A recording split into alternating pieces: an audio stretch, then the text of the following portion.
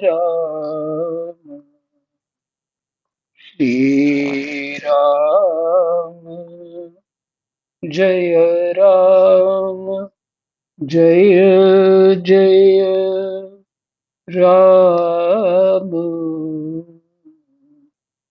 राधे श्याम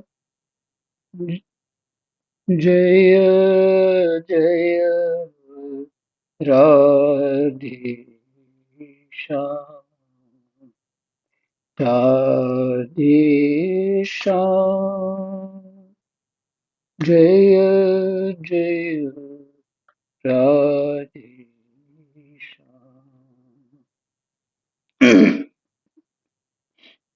श्री गणेशाय नमः। श्री सीतारामाभ्यां नमः। श्री हनुमते नमः। श्री उमापते नमः। श्री गुरुवे नमः।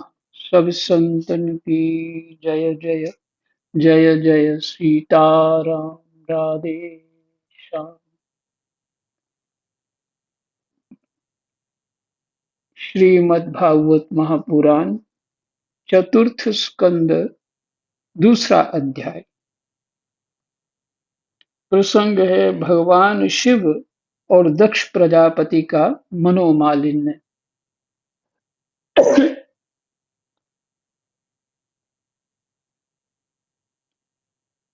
विदुर जी ने पूछा, ब्राह्मण, प्रजापति दक्ष तो अपनी लड़कियों से बहुत ही स्नेह रखते थे, फिर उन्होंने अपनी कन्या सती का अनादर करके शीलवानों में सबसे श्रेष्ठ श्री महादेव जी से द्वेष क्यों किया? महादेव जी भी चराचर के गुरु, वैर रहित, शांत मूर्ति, आत्माराम और जगत के परम आराध्य देव हैं। जगत के परम आराध्य देव हैं, उनसे भला कोई क्यों वैर करेगा? भगवान, उन ससुर और दामाद में इतना विद्वेष कैसे हो गया, जिसके कारण सती ने अपने दुस्तज्य प्राणों तक की बलि दे दी? यह आप मुझसे कहिए। श्री मैत्रेय जी ने कहा, विदुर जी, पहले एक बार प्रजापतियों के यज्ञ में सब बड़े बड़े ऋषि, देवता, मुनि और अग्नि आदि अपने अपने अनुयायियों के सहित एकत्र हुए थे। उसी समय प्रजापति दक्ष ने भी उस सभा में प्रवेश किया। वे अपने तेज से सूर्य के समान प्रकाशमान थे और उस विशाल सभा भवन का अंधकार दूर किए देते थे। ऐसे प्रकाशमान तेजस्वी थे महाराज दक्ष प्रजापति।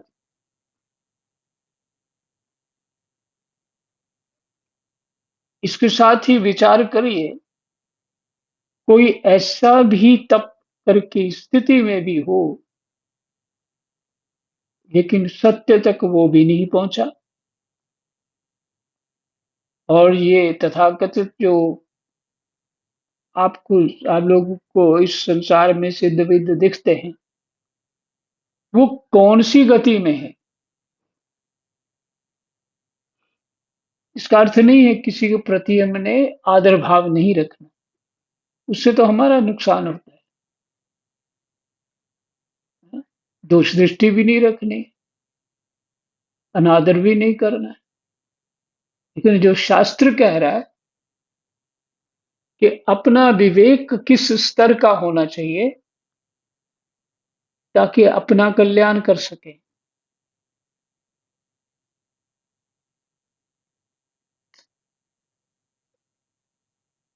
हम तो बड़ी दूसरों को श्रद्धा इत्यादि भावना समर्पण, छोटी छोटी बातों के लिए, वो हंसते बड़ा अच्छा है, वो दिखते बड़ा अच्छा है, वो बोलते बड़ा अच्छा है, इसी से फिदा हो जाते।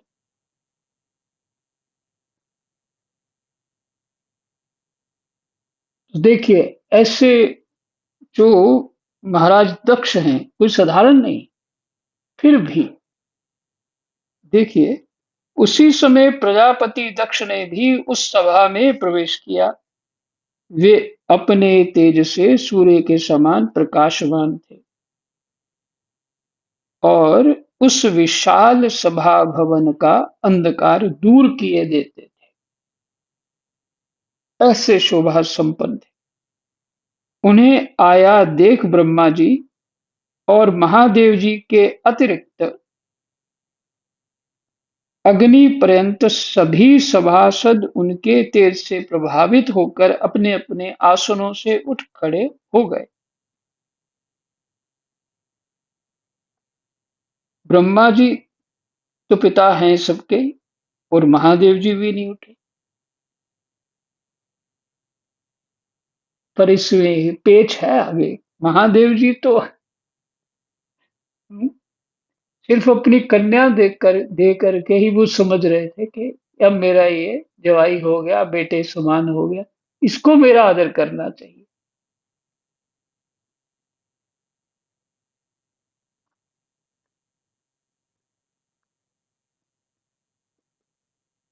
कन्या को स्वीकार कर लिया महादेव जी ने, यही बहुत बड़ी बात है। महादेव जी को कौन सी कन्याओं की आवश्यकता है? वो भी तो सब जो प्रार्थना करते हैं, स्थिति में जो सृष्टि में जो स्थिति एक विकल हो जाती है, तब वो इस तरह से लीला करके, कोई उत्पन्न करके इत्यादि, वो सबकी रक्षा के लिए उपाय करते हैं। देखिए देखिए, महादेव जी के अतिरिक्त अग्नि पर्यंत सभी सभासद उनके तेज से प्रभावित होकर अपने अपने आसनों से उठकर खड़े हो गए। इस प्रकार समस्त सभासदों से भली भांति सम्मान प्राप्त करके तेजस्वी दक्ष जगत जगत पिता ब्रह्मा जी को प्रणाम कर उनकी आज्ञा से अपने आसन पर बैठ गए।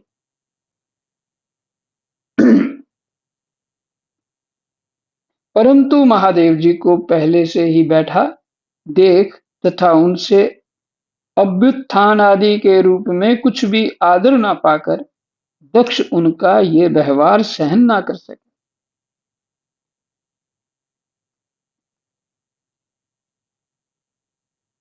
उन्होंने उनकी ओर टेढ़ी नजर से इस प्रकार देखा मानो उन्हें उन्हें वे क्रोध अग्नि से जला डालेंगे। शंकर जी की ओर देखा।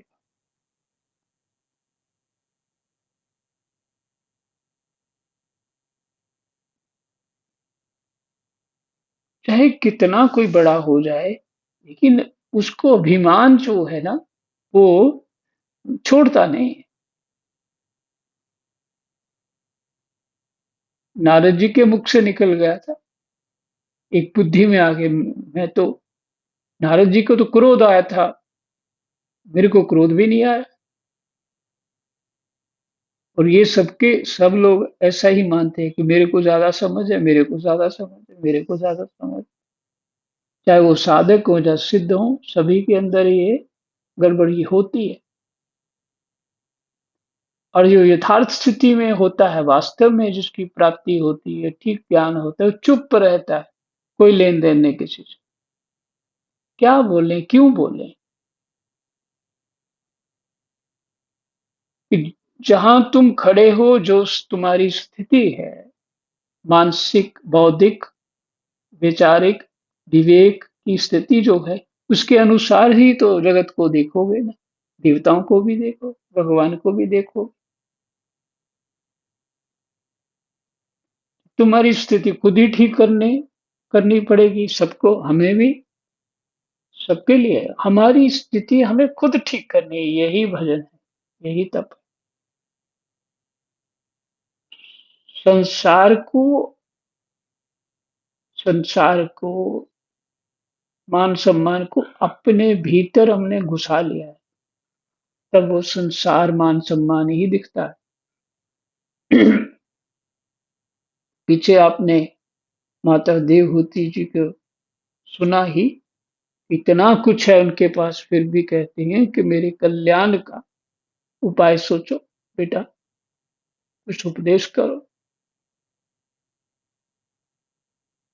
चाहे कुछ भी हो जाए, दक्ष बन जाओ, पक्ष बन जाओ, कुछ भी बन जाओ, लेकिन अपने स्वरूप में जो स्थित नहीं रह सका, वो सब माया ही माया है।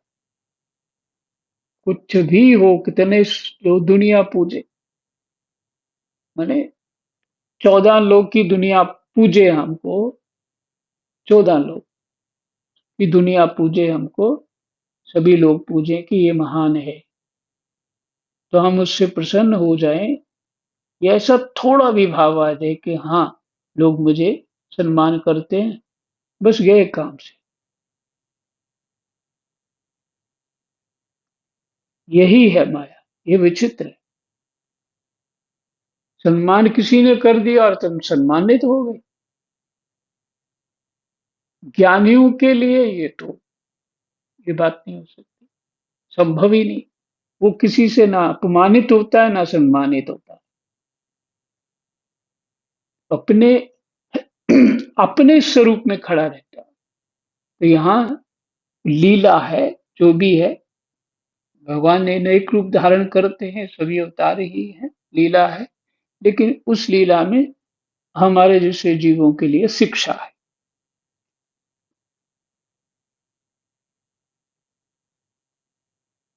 ये लौकिक धर्म है ना, मैंने तुमको बेटी दी है, तुम्हें मुझे सम्मान करना चाहिए। ये लौकिक धर्म है, पारलौकिक धर्म थोड़ी।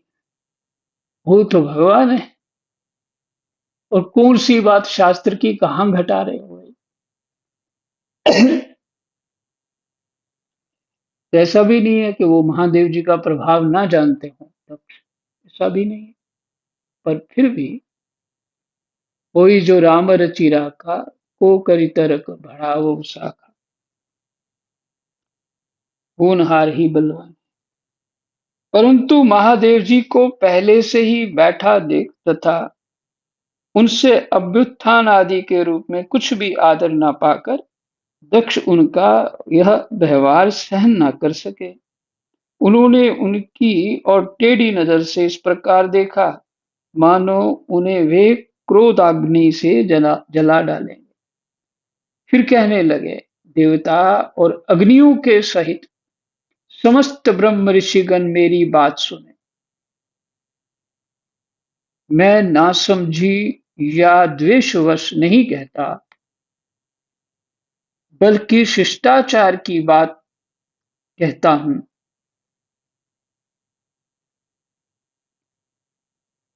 ये निर्लज्ज महादेव समस्त लोकपालों की पवित्र कीर्ति को धूल में मिला रहा। क्या से क्या दिखने लग गया, अपने मान के कारण क्या से क्या दिखने लग गया।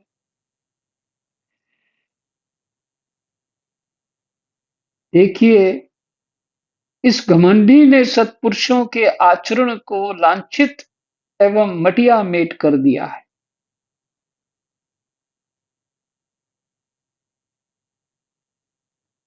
बंदर के से नेत्र वाले इसने सत्पुरुषों के समान मेरी सावित्री सरी की मृगनयनी पवित्र कन्या का अग्नि और ब्राह्मणों के सामने पानी ग्रहण किया था।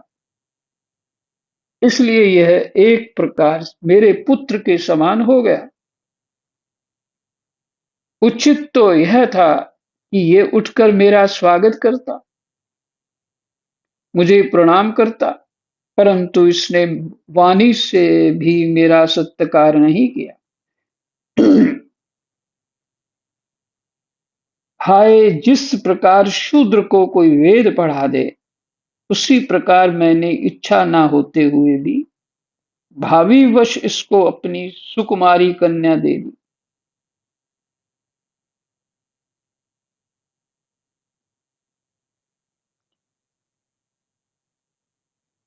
भाविवश माने होनहार, जो प्रारब्ध में था, भाग्य में था, उस दे दी। इसने सत्कर्म का लोप कर दिया।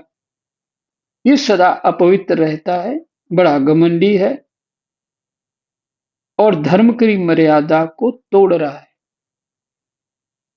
इसका मतलब शंकर जी उनको सलूट मार देते तो फिर सारी मर्यादाएं ठीक हो गई थी, फिर कुछ नहीं होना था, फिर सब ठीक था।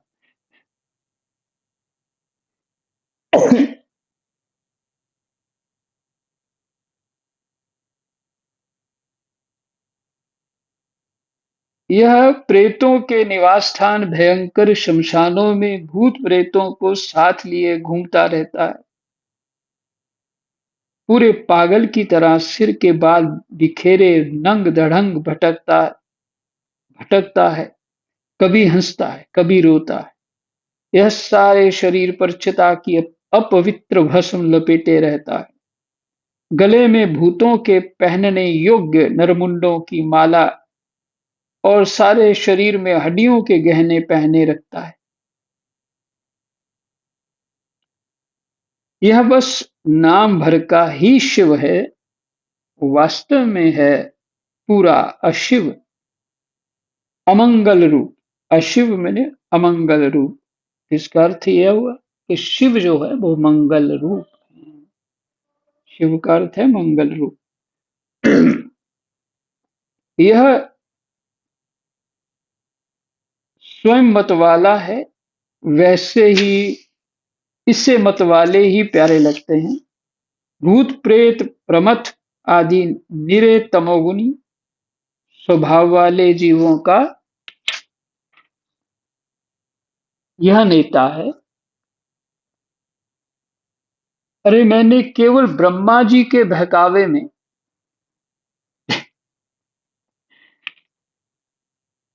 ये क्यों नहीं बोला ब्रह्मा जी की आज्ञा से, बहकावे, केवल ब्रह्मा जी के बहकावे में आकर ऐसे भूतों के सरदार, आचारहीन और दुष्ट स्वभाव वाले को अपनी भोली भाली बेटी ब्याह दी। इसका अर्थ है पीड़ा कुछ और थी, दिखा कुछ और है। पीड़ा तो हृदय में, दिखा रहे हैं सिर में है।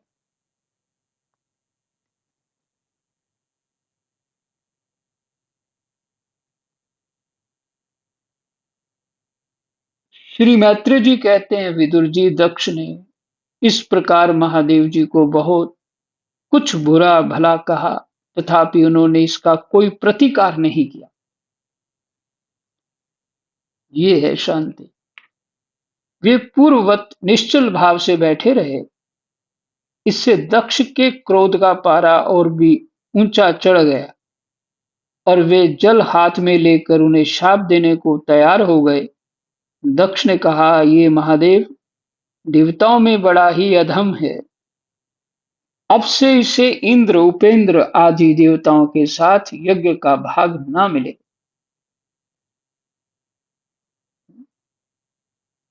उपस्थित मुख्य मुख्य सभासदों ने उन्हें बहुत मना किया, परंतु उन्होंने किसी की न सुनी। महादेव जी को शाप दे ही दिया। फिर वे अत्यंत क्रोधित हो उस सभा से निकलकर अपने घर चले गए। ये है भगवान की लीला, किसी से क्या करवा दे। इनको देवताओं के साथ भाग ना मिले, ऐसा कुछ लीला करनी होगी भगवान जी को। तो यही विश्राम करते हैं। तो 19 श्लोक तक पाठ हुआ। कृष्णाय वासुदेवाय हरये परमात्मने प्रणतक्लेशनाशाय